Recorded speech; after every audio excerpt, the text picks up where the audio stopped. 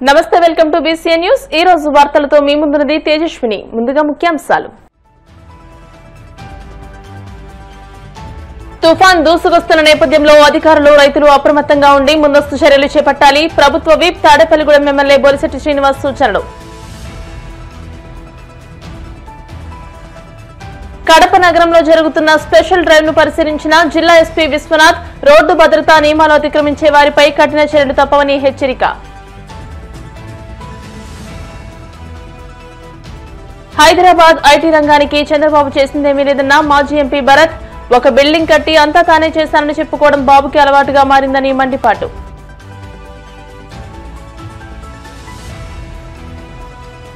తిరుమల శ్రీవారిని దర్శించుకున్న మంత్రి నాదెండ్ల మనోహర్, ఆలయ మర్యాదతో స్వాగతం పలికిన అధికారులు।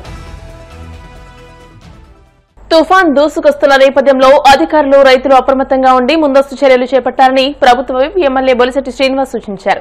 తాడేపల్లిగూడెంలోని క్యాంపు కార్యాలయంలో నియోజకవర్గంలోని వ్యవసాయ, రెవెన్యూ, ఇరిగేషన్, డ్రైన్లు, ఇతర విభాగాలకు చెందిన అధికారులతో ఆయన సమీక్షించారు। ముఖ్యంగా రైతులు మరింత అప్రమత్తంగా ఉండాలని హెచ్చరించారు। ముందస్తుగా పొలాల్లో ఉన్న నీటిని బయటకు తీసివేయాలని కోరారు। తహసీల్దార్, మున్సిపల్ కార్యాలయం పెంటపాడులోని తహసీల్దార్ కార్యాలయం, ఎంపీడీఓ కార్యాలయంలోనూ మాధవరంలో కూడా ప్రత్యేక కంట్రోల్ రూమ్స్ ఏర్పాటు చేసి సమీక్షించాలని అధికారులను ఆదేశించారు।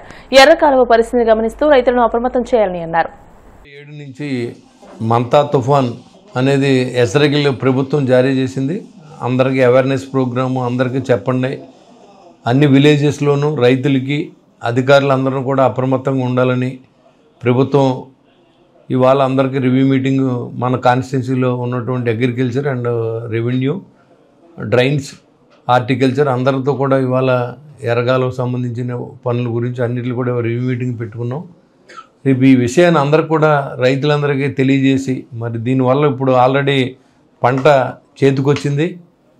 ఈ 4 రోజులు వచ్చి నెక్స్ట్ మంత్ ఫస్ట్ వీక్కి కోత స్టార్ట్ అయ్యే టైంలో మరి తుఫాన్ రావడం రైతులకి నష్టం జరగకూడదని మనం కోరుకుందాం। అందరినీ అప్రమత్తం చేసే విధంగా మనం అందరం ఆల్ డిపార్ట్మెంట్స్ వాళ్ళు, ఎందుకంటే ఏ డిపార్ట్మెంట్ మాది కాదంటలేదు, ఇలాంటి సమయంలో మనంతా కలిసి పనిచేయాలి।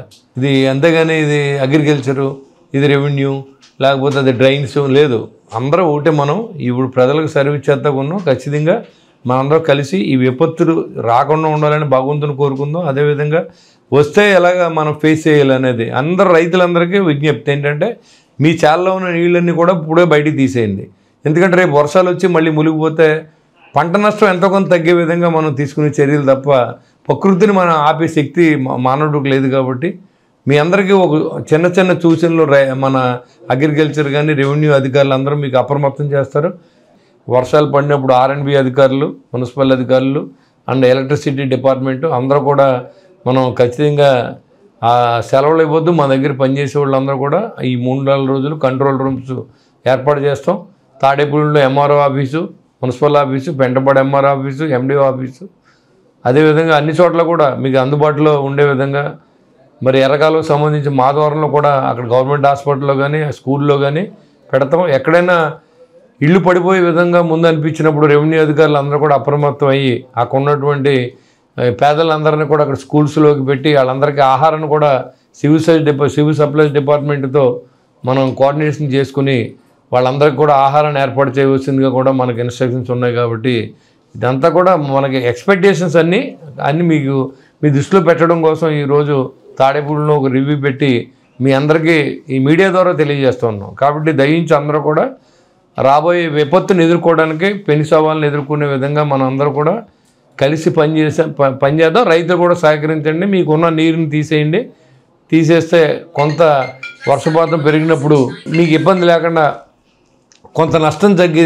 అవకాశం ఉంటుంది। కాబట్టి దయించి అందరూ కూడా అధికారులు చెప్పింది కూడా మీరు సూచనల్ని మీరు ఈజీగా తీసుకోకుండా కొంచెం సీరియస్గా తీసుకుని ఈ విపత్తు నుంచి మనందరూ బయటపడాలని నేను మనస్ఫూర్తిగా మిమ్మల్ని అందరినీ రోడ్డు భద్రతా నియమాలు అతిక్రమించే వారిపై కఠిన చర్యలు చేపట్టామని కడప జిల్లా ఎస్పీ షెల్కే నచికేత్ విశ్వనాథ్ పేర్కొన్నారు।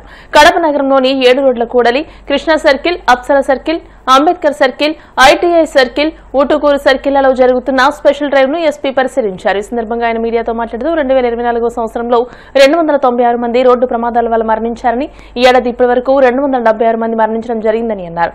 ఈ క్రమంలో మైనర్ డ్రైవింగ్, హెల్మెట్ లేకుండా డ్రైవింగ్ చేయడం, రికార్డు లేని వాహనాలు, కంపెనీ ఫిల్టెడ్ సైలెన్సర్లు కాకుండా ఇతర సైలెన్సర్ల వాడకంపై కఠిన చర్యలు చేపట్టామని అన్నారు. అనధికారికంగా సైరన్లను వాడేవారిపై, వివిధ శాఖల పేరుతో నకిలీ నెంబర్ ప్లేట్లు కలిగి ఉన్న వారిపై, డ్రంక్ అండ్ డ్రైవింగ్, ఓవర్లోడింగ్, అతివేగంగా నడిపే వాహనాలపై ఉపేక్షించేది లేదని అన్నారు. స్టంట్స్ పేరుతో బైక్స్ పై రీల్ చేస్తే తాట తీస్తామని హెచ్చరించారు. మొత్తం కడప జిల్లాలో అన్ని చోట ఆల్ పోలీస్ స్టేషన్ ఏరియాస్ ఈ రోడ్ సేఫ్టీ ఎన్ఫోర్స్మెంట్ చేయడం జరిగింది. క్లియర్ ఇన్స్ట్రక్షన్స్ ఉన్నాయి. Road safety violations, wrong way driving ఉండొచ్చు, అండర్ ఏజ్ డ్రైవింగ్ ఉండొచ్చు, ఓవర్లోడింగ్ ఉండొచ్చు, డ్రంక్ అండ్ డ్రైవింగ్ ఉండొచ్చు. స్ట్రిక్ట్ ఎన్ఫోర్స్మెంట్ చేస్తున్నాము. వెహికల్ సీజర్స్ చేస్తున్నాము. సీరియస్ ఆఫెన్స్ ఉంటే ఎఫ్ఐఆర్ కూడా మేము రిజిస్టర్ చేస్తాము. ఈరోజు ఇప్పుడు మీరు చూస్తే నిన్న కూడా చూసారు, మన దగ్గర పక్కన జిల్లాలో ఎంత పెద్ద ఇన్సిడెంట్ జరిగింది. కొంతమంది ప్రిలిమినరీ ఇన్ఫర్మేషన్ వస్తూ ఉంది, రోడ్ డిసిప్లిన్, రోడ్ యాక్సిడెంట్ వల్ల ఎంత ప్రమాదం జరిగింది. కడపలో కూడా మీరు చూస్తే డిసిప్లిన్ కొంచెం తక్కువ ఉంది. పోలీస్ సైడ్ నుంచి మనం మ్యాక్సిమం ఎన్ఫోర్స్మెంట్ చేస్తాము. కానీ నా అపీల్ అంటే అందరికీ సిటిజన్స్ కొంచెం డిసిప్లిన్గా రాంగ్ వేలో వెళ్ళడం కొంచెం ఆపాలి. తర్వాత ఈ పార్కింగ్ చేస్తున్నప్పుడు రోడ్ మీద పార్క్ చేసి వెళ్ళిపోవడం, అంతా దారి బ్లాక్ చేయడం, వేరే వాళ్ళ సిటిజన్స్కి ఇన్కన్వీనియన్స్ చేయడం, ఈ డిసిప్లిన్గా కొంచెం అందరూ చేస్తే చాలా వరకు సిచ్యువేషన్ ఇంప్రూవ్ అవుతుంది. ఈ రోడ్ సేఫ్టీ ఇంపార్టెంట్. ఎందుకంటే మీరు చూస్తే కడపలో 2024లో 296 డెత్స్, 296 వ్యక్తి వెళ్ళిపోయారు ఫర్ ట్రాఫిక్ రోడ్ యాక్సిడెంట్స్. ఈ సంవత్సరంలో దిస్ ఇయర్ ఈ నెల వరకు 276, ఆల్రెడీ 276 డెత్స్ ఉన్నాయి. సో ఈ మన అందరికీ కలెక్టివ్ రెస్పాన్సిబిలిటీ ఉంది. అన్ని డిపార్ట్మెంట్స్ కూడా మేము కోఆర్డినేట్ చేస్తున్నాము. కానీ నా sincere appeal to citizens of Kadapa, me traffic సంబంధించి, పార్కింగ్ సంబంధించి రూల్ ఫాలో చేయడం, హెల్మెట్ వాడడం, పార్కింగ్ డిసిప్లిన్ చేయడం, మీరు అందరూ పోలీస్ డిపార్ట్మెంట్కి, అడ్మినిస్ట్రేషన్కి కోఆపరేట్ చేస్తే ఈ సిచ్యువేషన్ చాలా వరకు మేము ఇంప్రూవ్ చేయగలుగుతాం. వీళ్ళ వెహికల్ సేజ్ చేయడం జరుగుతుంది. వీళ్ళ పేరెంట్స్తో పాటు పోలీస్ స్టేషన్స్ రావాలి, ఫైన్ పే చేయాలి. ఏదో ఒక సీనియర్ ఆఫెన్స్ సీరియస్ ఉంటే మేము పేరెంట్స్ మీద కూడా యాక్షన్ తీసుకోవడం జరుగుతుంది. వైఎస్ జగన్ కు మంచి పేరు వస్తుందన్న అక్కసుతోనే విశాఖలో గూగుల్ డేటా సెంటర్ ఏర్పాటులో చంద్రబాబు, లోకేష్లు అదానీ పేరు చెప్పకుండా చివరి వరకు ప్రచారం చేసుకున్నారని మాజీ ఎంపీ మార్గాని భరత్ ఆగ్రహం వ్యక్తం చేశారు.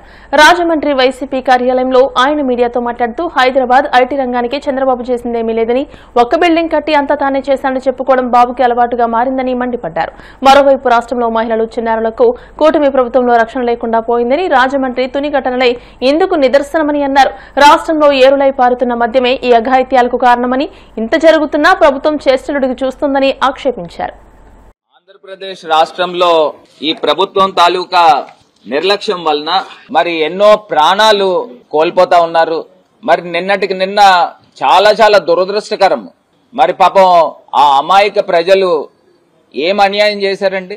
ఈ తెలుగుదేశం ప్రభుత్వము ఏదైతే ఆ వాల్వో బస్ ఫైర్ యాక్సిడెంట్ జరిగిందో, వాల్వో బస్ కి సంబంధించి ఫిట్నెస్ సర్టిఫికెట్ ఆల్మోస్ట్ సంవత్సరన్నర కాలం నుంచి ఫిట్నెస్ సర్టిఫికేట్ లేదంట.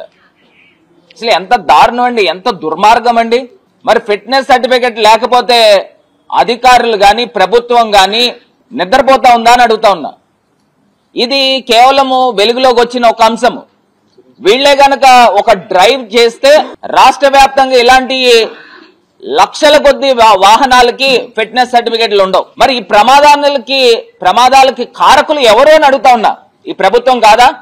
మరి ఈ ప్రభుత్వాన్ని సుమోటోగా తీసుకుని సుప్రీంకోర్టులో, హైకోర్టులో కేసులు వేయాలి వీళ్ళపైన, ఈ ప్రభుత్వం పైన, ఈ అధికారుల పైన, వీళ్ళందరిపైన. అభం శుభం తెలియని 19 ప్రాణాలని, 20 ప్రాణాలని చంపడానికి వీళ్ళు ఎవరో అని అడుగుతా ఉన్నా. ఆ వాహనానికి ఇన్సూరెన్స్ లేదంట. మరి ఇదే కాకుండా సుమారుగా ఆ వాహనం పైన సుమారుగా 16 ఈ చలాన్లు ఉన్నాయంట. అసలు ఎక్కడికి వెళ్ళిపోతా ఉన్నాము అంటే 19 మంది సజీవ దహనానికి కారకులు ఈ ప్రభుత్వం. ఈ ప్రభుత్వానికి నైతికత లేదు ప్రభుత్వం కొనసాగించడానికి. అంటే ఇంత దారుణమైన పరిస్థితుల్లో ఇవాళ ఆంధ్రప్రదేశ్ రాష్ట్ర ప్రభుత్వం ఉంది అనేది ఒక్కసారి ప్రజలు గమనించగలరని కోరుతా ఉన్నా. చంద్రబాబు నాయుడు గారు గూగుల్ గురించి చెప్తా ఉన్నాడు. అదేవిధంగా మైక్రోసాఫ్ట్ గురించి చెప్తా ఉన్నాడు. మైక్రోసాఫ్ట్ ని నేను హైదరాబాద్ తీసుకొచ్చాను, ఇప్పుడు విశాఖపట్నాన్ని గూగుల్ తీసుకొచ్చాను అని చెప్తా ఉన్నాడు. ఆయన ఏమంటున్నాడు, మైక్రోసాఫ్ట్ నేనే స్టార్ట్ చేశాను అన్నట్టు. ఇంకా నయ్యం, నేను ఫౌండర్ అనలేదు, నేనే కనిపెట్టాను మైక్రోసాఫ్ట్ అని చెప్పలా. మరి టాప్ 5 సిటీస్ కూడా సౌత్ ఇండియాలో కాదు భారతదేశంలో హైదరాబాద్ లేదు. మరి చంద్రబాబు నాయుడు గారు నేను హైదరాబాద్ ని క్రియేట్ చేశానని చెప్పుకుంటాడు కదా, మరి కనీసం రావాలి కదండి, ఎందుకు రాలేదండి? అంటే ఈయన చేసిన పెద్ద ఘనకార్యాలు ఏమీ లేవు హైదరాబాద్ కి జగనన్న చెప్పినట్టు outer ring road Rajasekhar Reddy గారి టైంలో అయింది, ప్రారంభమైంది, ఫస్ట్ ఫేజ్ కంప్లీట్ అయింది. PV Narasimha Rao flyover, longest flyover in India ఆ టైంలో, అది రాజశేఖర్ రెడ్డి గారి టైంలో అయింది.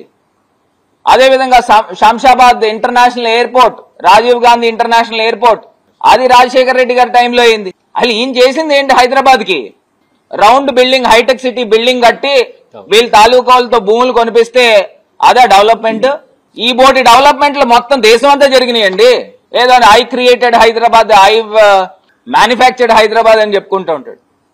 అలా మైక్రోసాఫ్ట్ గురించి ఎంత దారుణంగా మాట్లాడాడండి. ఐ స్టార్టెడ్ మైక్రోసాఫ్ట్ అండి. ఇంకా ప్రజలు వింటున్నారనే జ్ఞానం కూడా మరి ఆ పెద్ద మనిషి.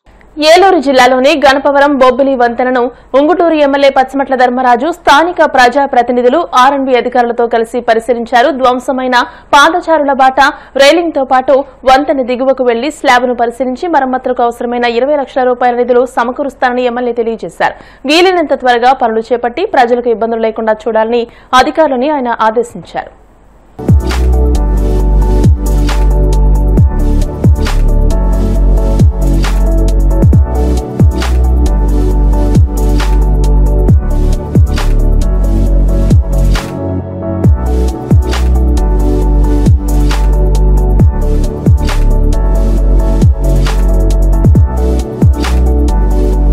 ఇప్పుడు కాసేపు ప్రకటనలు.